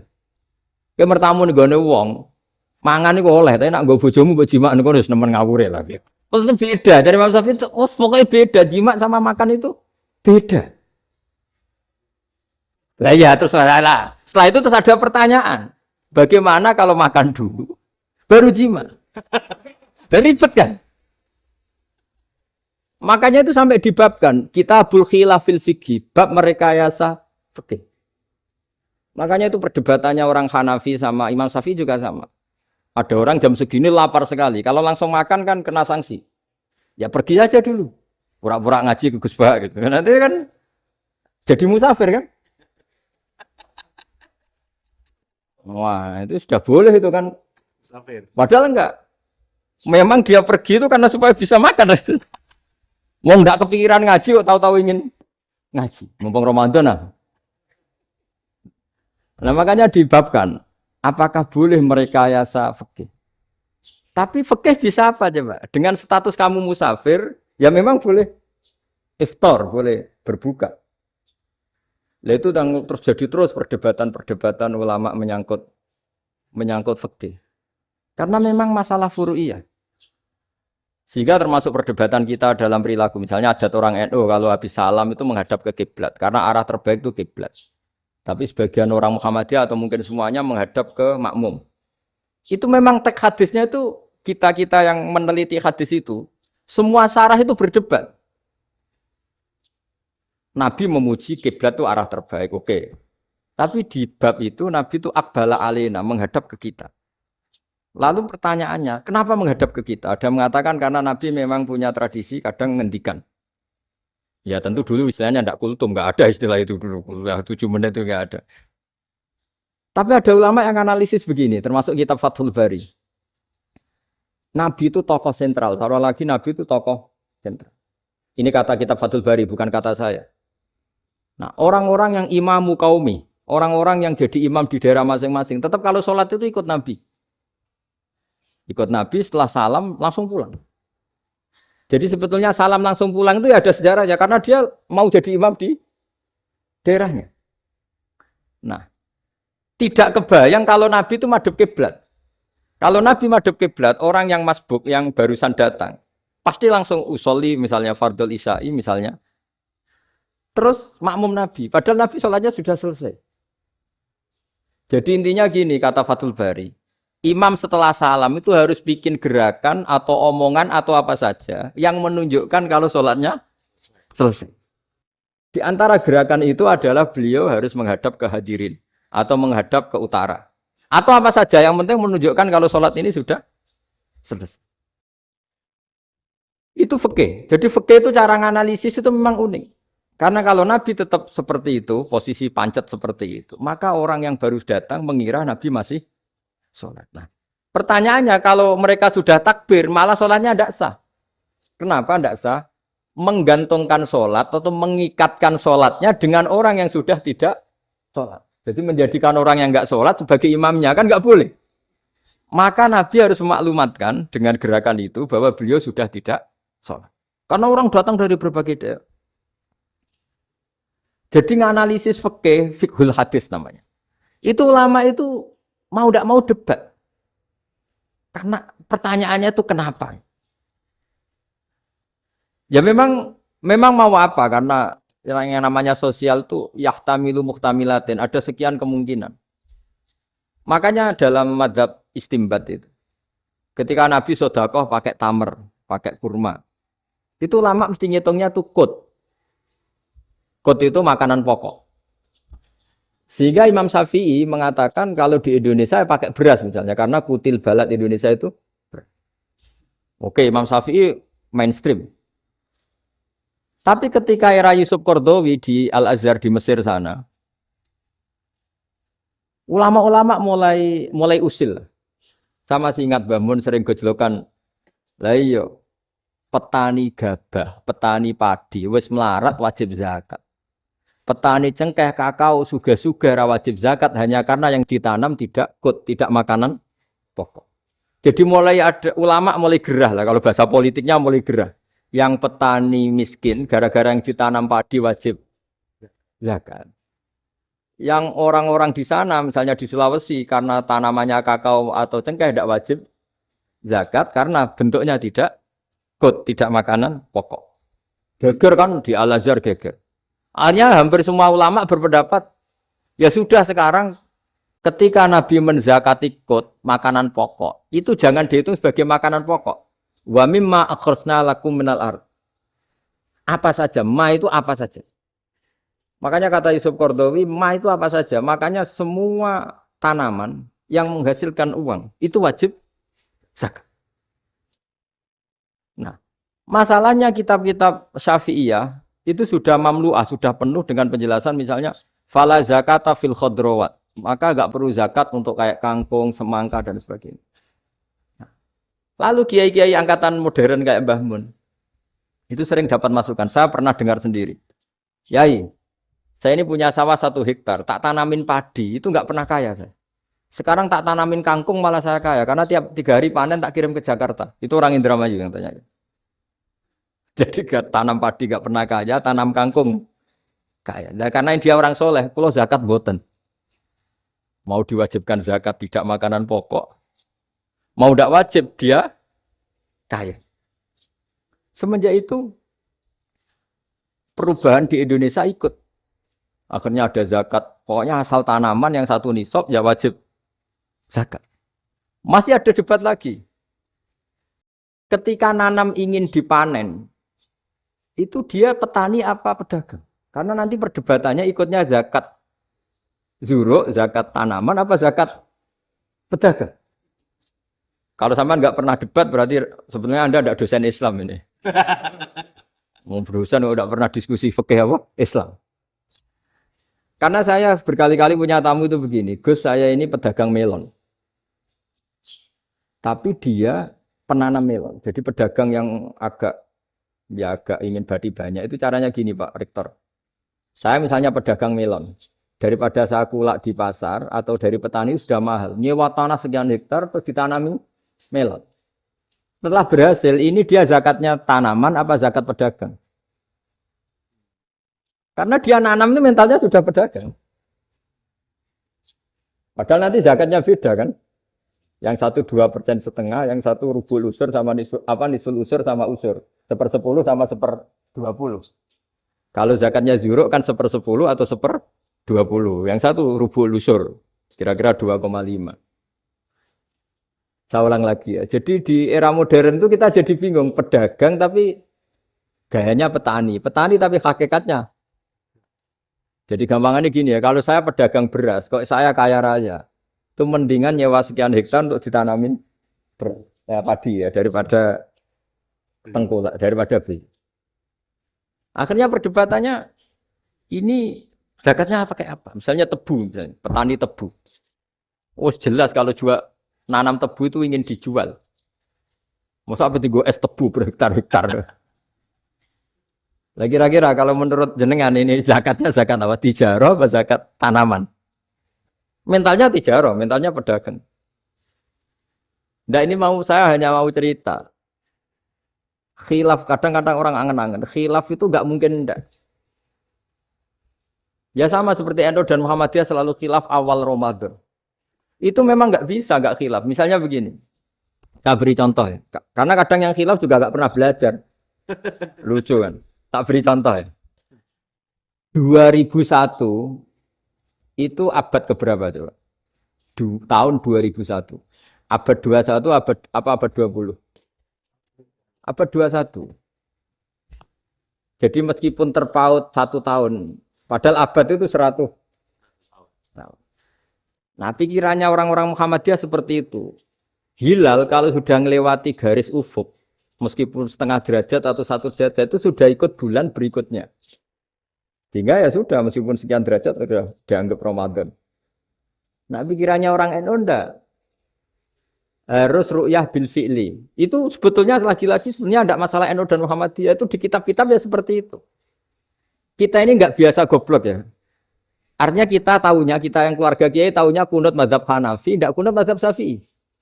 Tapi tahu-tahu ini mazhab NU, ini mazhab itu aneh itu menurut kita ini anggap apa? Mana ada Muhammadiyah jadi mustahid, mana ada NU jadi mustahid. Jadi sebetulnya orang tahu semua lah kalau Abu Hanifah itu tidak kunut, Imam Syafi'i itu kunut. Imam Syafi'i pernah main di masjidnya Abu Hanifah ya tidak kunut, ditanya, kenapa tidak kunut? Jenengan itu presiden kunut. Tidak sanggup mati Abu Hanifah, dulu dia biasa aja. Sekarang geger. Ya karena tidak punya kegiatan. Sebenarnya itu enggak masalah, mulai dulu biasa. Saat teruskan ya. Nah, menurut mayoritas ulama nunggu ru'yah bil fi'li. Ru'yah bil fi'li itu gini. Mata telanjang bisa melihat karena agama ini menggantungkan perintah itu sama melihat. Kalau kamu tidak melihat itu bagaimana kena hukum? Ibarat gini. Pak Rektor datang ke rumah saya tapi saya enggak tahu. Kena enggak saya hukum harus menghormati? Dia datang enggak sembunyi-sembunyi. Saya kena hukum harus menghormati ya kalau melihat, kalau enggak ya enggak. Tapi Pak Rektor tetap bilang Loh, tapi saya hakikatnya datang, loh. Jadi saya datang itu. Itu kan ribet. Akhirnya ya sudah itu nggak ada khilaf sampai mati ada khilaf karena yang satu menggantungkan hukum itu digantungkan sama tahu. Kalau tidak tahu ya, misalnya baju saya ini hakikatnya ada najis. Pas sholat saya tidak tahu. Sholat saya sah apa enggak? Sah. Karena hakikatnya ya memang saya tidak tahu. Tapi hakikatnya ada najis apa enggak? Ya. Ada. Ya sudah itu sama-sama masuk akal. Ada lagi khilaf yang senam otak. Fasyamu salah satu ayamin fil haji wa sab'atin idza raja'tum. Singkat cerita ada satu pelanggaran haji yang kata Allah kafarohnya itu puasa 3 hari sama 7 ketika kamu pulang. Idza raja'tum, ketika kamu pulang. Dalam mazhab Syafi'i yang namanya pulang itu yang haji sudah sampai rumah. Di mana-mana pulang itu ya sampai rumah. Dalam mazhab Abu Hanifah enggak. Ketika orang sudah balik kanan dari Arab Saudi, dari Mekah, ya namanya sudah pulang. Misalnya gini, ini Pak Rektor pamit saya, Pak Haris. Gus, Pak Haris mana? Ya sudah pulang kata saya. Padahal sampai pandangan sampai. Tapi bagi keluarganya belum pulang. Lalu idza raja'tum ketika pulang itu bahasanya siapa? Bahasa istrinya apa bahasa yang ditamoni? Kamu ditamoni orang, terus kamu tamunya mana? Sudah pulang. Tapi tanyakan istrinya belum pulang. Khilaf-khilaf gini kok jadi geger itu kan goblok banget maksud saya itu. Jadi biasa, gini itu biasa. Jadi ya karena memang ini bukan masalah akidah, ini masalah furu'iyah, masalah fikih itu masalah furu'iyah. Mau tidak mau harus beda. Misalnya di sholat juga gitu. Wa ayyuku udin ko adal musolli sokat sholatu. Duduk dengan gaya apapun itu sholatnya sah. Jika sampean kalau haji atau umroh. Orang Arab itu jenenge duduk enak-enak awak di kursi. Duduk sopan ya hanya orang Indonesia loh. Kalau sholat itu masih duduk ala orang tahiyat. Kalau sampean di Mekah, duduknya pakai apa coba? Kursi ya? Oh enak sholat duduk. Karena memang takbirnya di fikih dengan duduk gaya apa saja sah. Makanya sengenak awak duduk di kursi. Ribet kan? Mau tidak disahkan itu namanya duduk. Mau disahkan masa iya soal Allah kok duduk santai-santai gitu. Tapi mau apa? Ini fikih. Biasa orang lagi ini fikih. Fikih itu ya sudah ini fikih. Makanya kalau ulama berdebat misalnya Abu Hanifah berpendapat sholat itu wajib baca Fatihah apa asal Quran. Dalam mainstreamnya ya Fatihah karena la sholata liman lam yaqra bi Fatihatil kitab. Tapi cara Abu Hanifah enggak. Faqra'u ma tayassara minal Qur'an. Bacalah apa saja yang mudah bagi kamu. Asal itu Quran. Penting gak gending Jawa, gak nyanyi lah gitu. Ya sudah mau apa coba? Jadi ya susah memang kalau fikih itu ya sudah seperti. Ada lagi yang masih ekstrim misalnya. Yang namanya menyembelih hewan itu gimana coba? Dari hidup ke mati apa pasti mati disembelih? Cara mazhab Imam Syafi'i yang namanya menyembelih itu penyembelian harus menjadi sebab kematian. Itu yang sah. Sekarang lagi penyembelian menjadi sebab kematian yang syar'i. Sehingga beliau mensyaratkan hewan yang disembelih ini masih punya hayatun mustaqirrah. Punya kehidupan yang normal. Sehingga kalau nggak disembelih ya hidup. Sehingga kalau ada hewan ketabrak truk kejet-kejet, mesti mati nih buat sembelih. Itu nggak sah karena nggak usah disembelih ya wes mati kan. Karena ini hanya nunggu koordinasi Israel kan dia kejet-kejet itu kan prosedur itu. Tapi tidak disembelih pun mati. Tapi cara mazhab Malik enggak. Pokoknya anggere jek duwe nyawa jenenge kewan urip. Dengan kamu sembelih berarti matine mergo mbok sembelih. Meskipun nanti ya enggak usah disembelih ya mati. Coba hitung secara ilmu matematika. Kalau enggak disembelih hidupnya 5 menit. Gara-gara kamu sembelih hidupnya langsung mati. Terus dia matinya, cara di persidangan, matinya disebabkan apa? Disebabkan disembelih apa kecelakaan? Oh, debat toh kamu. Sama-sama UMM aja debat.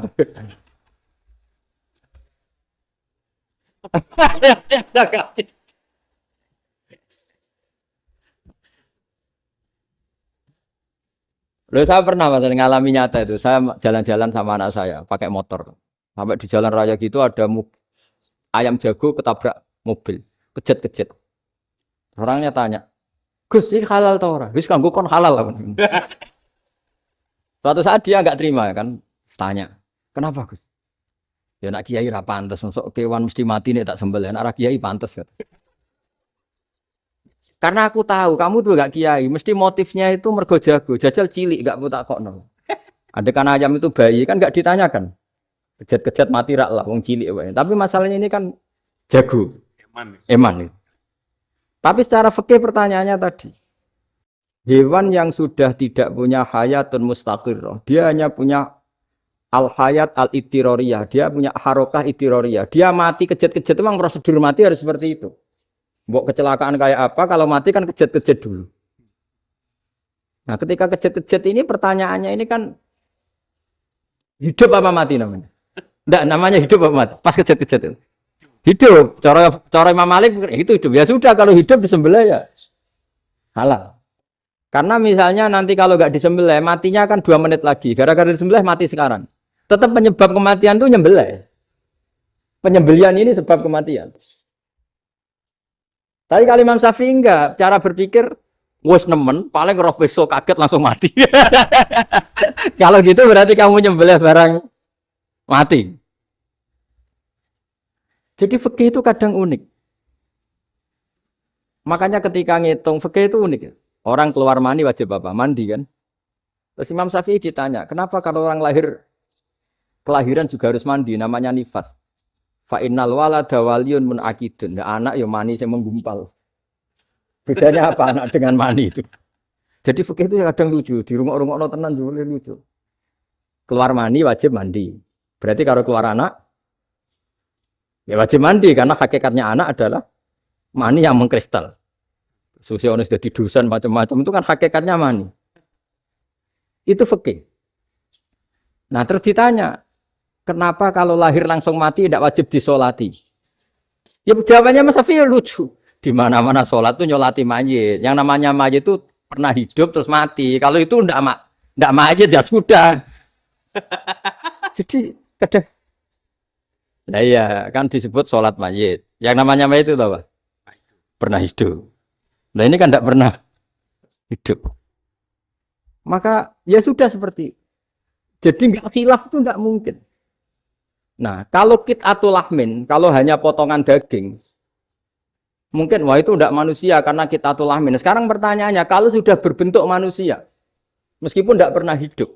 Nah ini mulai perdebatan karena melihat tidak pernah hidup itu nggak memenuhi syarat. Tapi melihat ini sudah suratu adamiyin, bentuknya sudah.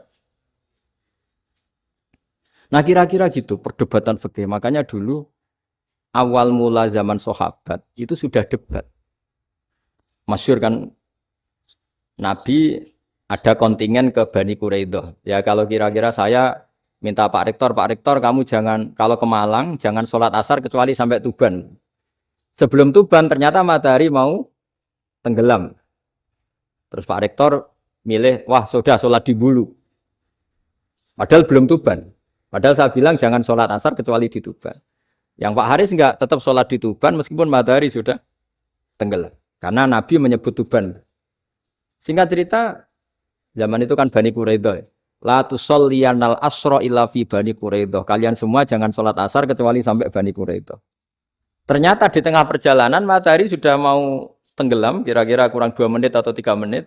Sahabat-sahabat sudah lah kita sholat asar di sini. Kalau sampai sana pasti sudah tenggelam. Separuh sholat. Yang separuh enggak, kata Nabi harus di Bani Quraidah. Ya sudah nunggu di Bani Quraidah meskipun matahari sudah tenggelam. Singkat cerita 2 kelompok ini matur, ya Rasulullah kita ngalami ini perdebatan gini-gini. Di semua riwayat, di hadis-hadis sahih disebut falam yu'annif wahidan minhuma. Nabi tidak menyalahkan salah satunya atau enggak menyalahkan dua-duanya. Itu bahasa Indonesia juga ribet, yang benar gimana itu? Enggak menyalahkan salah satunya, apa enggak menyalahkan dua-duanya? Gimana bahasa benernya? Salah satunya. Salah satunya itu dua-duanya? Ya. Enggak kalau bahasa Indonesia tidak menyalahkan Kedua-duanya. Kedua-duanya apa salah satunya yang benar? Kedua-duanya. Kedua-duanya.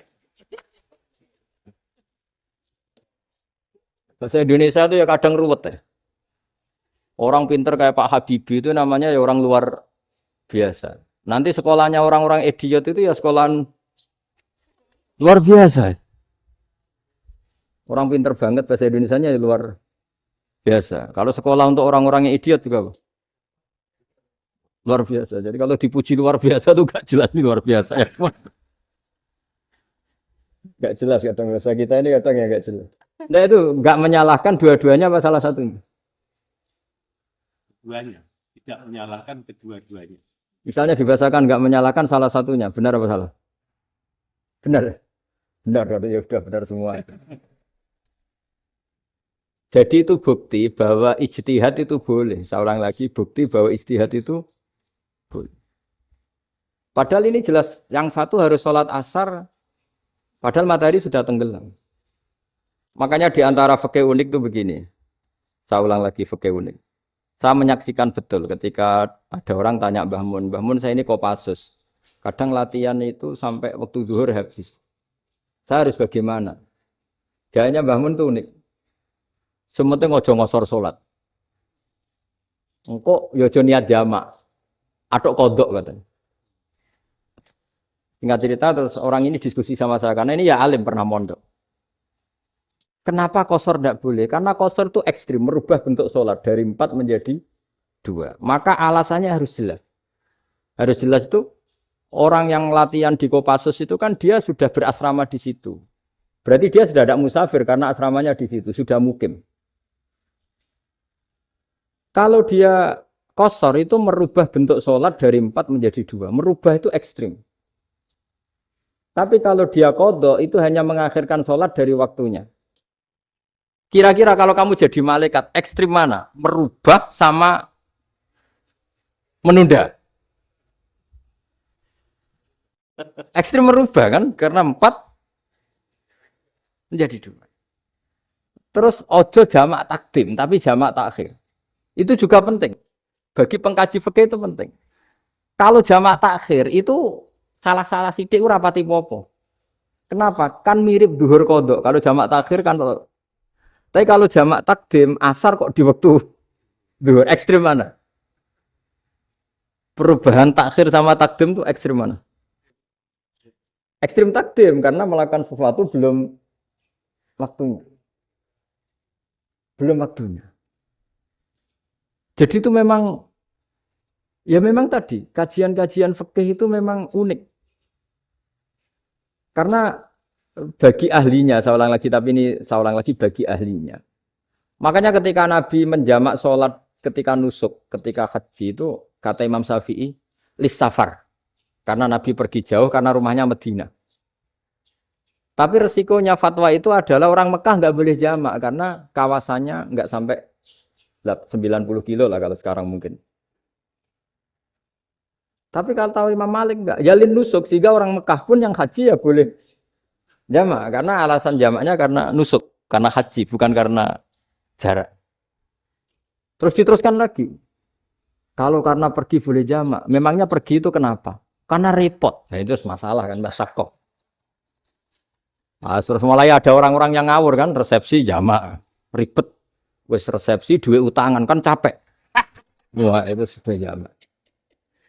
Ribet kan. Jadi kalau sudah illatul hukmi itu sudah mesti bikin masalah. Kalau sudah illatul hukmi itu pasti bikin masalah.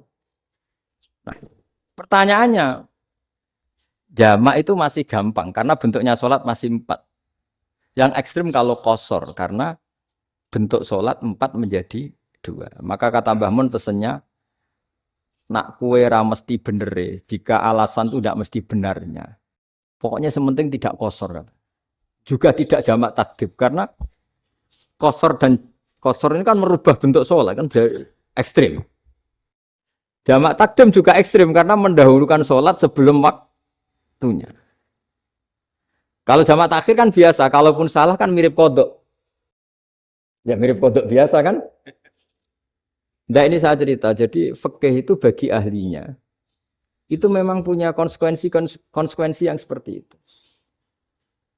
Makanya pertanyaannya misalnya, bagaimana hukumnya penyembelihan lewat mesin? Ya, ribet kan? Bagaimana nyembelih dari apa ini? Belakang. Saya baca di kitab-kitab nyembelih dari belakang tuh ya hukumnya tetap boleh asal apa itu kulkum dan mari itu terpotong. Tapi pertanyaannya, jangan-jangan ayamnya sudah kaget dulu karena uratnya ini. Makanya perlu ditanya ahli medis, lah uratnya tercabut ini jangan-jangan sudah berstatus mati. Kan potensi ketika dipotong dari sini, potensi sudah berstatus mati. Makanya, nah kalau misalnya menyembelih dengan dibaca, gitu langsung mati gimana? Itu tetap ada dokter, kalau dalam bahasa fikih dokter. Dia terkaget, gitu, ada dokter karena nggak bisa bernafas terus mati. Berarti kelangsungannya bangkai. Jadi orang yang pengkaji fikih itu ya seperti itu, memang itu yang ditekuni. Tapi kita sebagai orang awam ya tadi, nak sing kecelakaan itu wedhus, ayam jago ngeman, tapi nak pitik cilik ikhlas.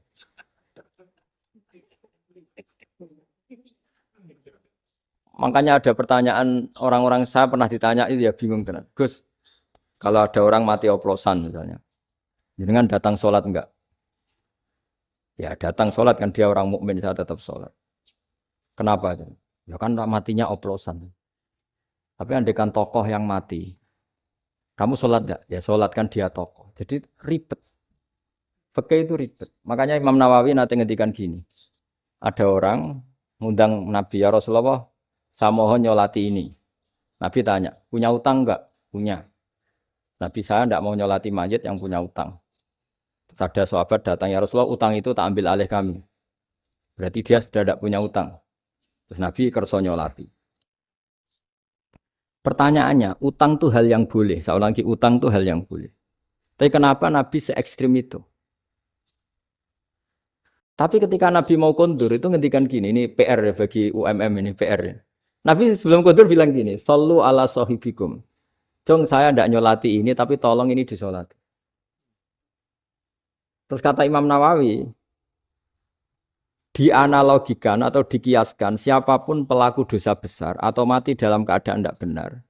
Misalnya pas dugem mati, pas oplosan mati. Itu sebaiknya tokoh-tokoh itu enggak nyolati karena nanti dianggap penghormatan. Misalnya ketua PP Muhammadiyah rektor nyolati wong mati oplosan kan keren. Mati oplosan disolati rektor. Ya sudah, tapi kalau enggak disolati nanti ada tradisi yang keliru yaitu janazatul muslim tidak ngalami disolati. Padahal siapapun yang muslim janazahnya harus disolati. Makanya setengah-tengah ya rasa rektor lah, satpam pokoknya kudu tetap ada yang sholat gitu. Itu kata Imam Nawawi. Jadi ketika ada orang mati nggak benar, itu sebaiknya tokoh-tokohnya nggak ikut nyolati, tapi awamun nas orang kebanyakan ikut sholat. Jadi fikih itu agak jelimet karena tadi ketika tokoh ini nyolati, pertanyaannya bedanya apa mbek sing mati ning masjid mbek mati oplosan? Karena sama-sama semua orang nyolati kan tidak ada sanksi sosial itu. Tapi ketika nggak disolatkan sama sekali, wah lebih parah lagi. Ini ada janazatul muslim tidak disolati. Sehingga kata Imam Nawawi ini hebatnya Nabi tengah-tengah. Jadi Nabi kuntur, jong saya tidak nyolati tapi sallu ala sahibikum. Ya tapi ini kamu harus nyolati. Kata Imam Nawawi orang yang mati bunuh diri, orang yang mati oplosan, orang mati secara enggak benar itu asal dia muslim tetap wajib disolati karena solat ini hakul muslim. Kan seorang muslim diantara haknya apa? Ketika mati dikafani, dimandikan, disolat. Tapi ini masalahnya matinya pas murtakibul kabiroh, pas melakukan dosa besar. Dan itu sebab kematiannya. Kalau dia oplosan, kan sebab matinya ya karena oplosan. Ya kan terus ribet. Mau disolati oleh apalagi misalnya kita ketua ulama, punya terkenal wali, wah keren, mati oplosan itu disolati wali kan ribet kan. Nanti yang repot malaikatnya. Itu ya ini yang nggak kata bahaya. Saya pernah baca kitab tuh yang repot malaikat. Itu ada yang bilang gini, orang yang punya hutang itu pasti nanti hisabnya berat. Diaudit malaikat sampai bisa nyaur hutangnya. Sementara malaikat kena konstitusi, kalau Nabi mendoakan harus mustajab. Ini kan ada dua hukum yang berlawanan. Sekali Nabi berdoa, wa maghfir lahu warhamhu, itu harus dituruti malaikat. Enggak boleh doanya Nabi enggak dituruti malaikat. Sementara aturan Islam juga harus dituruti bahwa orang yang punya utang harus tersandra oleh utangnya. Tapi nak sing dunia Pak Haris kan, enggak TN. Enggak ngefek gitu. Jadi misalnya Pak Haris donga sampai nangis wa maghfir lahu kan enggak ngefek. Malaikat enggak itu, enggak sudah lewat. Tapi kalau Nabi yang berdoa kan harus dituruti, ini masalahnya kan itu. Nah kalau diturutin berarti hutangnya harus bebas. Padahal secara aturan harus tersandra karena punya hutang. Nah, nanti sama kalau yang mati oplosan ini yang doain wali sampai Allah maghfir lahu. Doanya wali kan harus terkabul. Sementara secara hukum dia harus kena sanksi karena oplosan tadi. Daripada ngerepotno malaikat, sudahlah wali-wali ini tidak usah ikut nyolatin. Yang nyolati ya orang-orang nggak jelas ini, sehingga kan malaikat kan santai aja kalau mau nyiksa. Loh tapi kan sudah didoain, gak ngefek. Doanya orang-orang nggak penting. Itu ada tuh di sarah Muslim itu. Di sarah Muslim di bab ketika Nabi ngintikan babu qauli Rasulullah sallallahu alaihi wasallam, shallu ala sahibikum. Jadi belajar fikih itu asik. Karena tadi harus dipelajari. Kalau enggak, ilmu ini hilang. Terus nanti takutnya lagi ilmu fikih itu direduksi sosial. Terus misalnya gini, pepe wong cilik wae kiai-kiai ra gelem nyolati. Orang melihatnya ini karena yang oplosan wong cilik om larat ra disolati. Jajal bupati ya disolati, mergo amplope gede-gede kan terus ruwet kalau dianalisis gitu kan ruwet. Makanya kenapa saya harus ngomong fikih supaya semuanya itu enggak didudukkan urusan sosial itu. Nah kalau semuanya didudukkan sosial kan sentimennya sentimen sosial. Ribet. Padahal yang sering mati oplosan itu kan wong cilik gitu loh. Karena tadi. Kalau wong sugih kan pakai whisky yang mahal yang insya Allah tidak mati kan gitu. Nah, yang mati kan ya mergo pertos macam-macam itu kan. Artinya ini kalau nggak diterangkan secara fikih, kiai-kiai yang nggak datang dikira masalah sosial kan. PP salam tempel era gede terus enggak datang kan terus jadi ribet. Ya makanya ini lewat pengajian ini supaya sampean lebih tahu ya bahwa khazanah Islam ini kata beberapa ulama kafatal linnas, maknanya semuanya, sehingga Allah akan mentakdirkan kajian Islam akan ada di seluruh dunia. Jadi kenapa IAIN marak di Indonesia, UMM, Universitas NU banyak? Karena agama ini kafatal linnas, tidak miliknya orang Arab tapi milik semua. Orang alimnya juga gitu. Ketika ada liga alim seluruh dunia, itu orang Indonesia, orang Afrika, ya selalu ada orang alim yang kelas dunia. Seperti dulu ada Imam Bukhari, itu as-sahhul kutub ba'da kitabillah. Kitab terbaik setelah Quran itu Bukhari. Padahal dikarang oleh orang Uzbek. Kata siapa? Islam As-Sobyan, orang Arab mengakui kalau kitab paling sahih itu Bukhari. Mekah Madinah pun mengakui kalau kitab paling sahih Bukhari. Padahal pengarangnya ada orang Arab. Orang mana? Uzbek. Imam Ghazali yang diakui seluruh dunia itu Atos itu ikut Persia. Juga bukan orang Arab. Si bawah jadi orang Persia. Nah ini yang belum ada orang Malang ini, tinggal PR ini. Ya, nyusul ya. Ya, saya kira demikian. Assalamualaikum warahmatullahi wabarakatuh.